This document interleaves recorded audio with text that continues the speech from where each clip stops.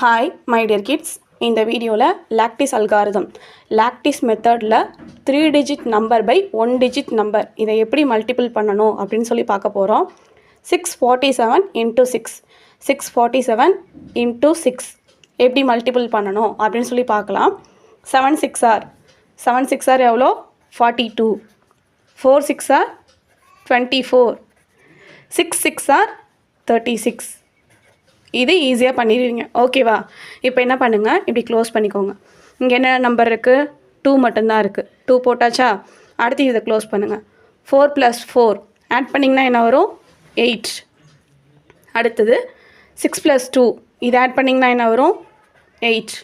அடுத்து balance 3 add பண்ணி முடிச்சாச்சு. அடுத்தது ஆன்சர் எழுத வேண்டியதான். 3882. இங்கேருந்து தான் இங்கே ஆன்சர் எழுதணும். 3882.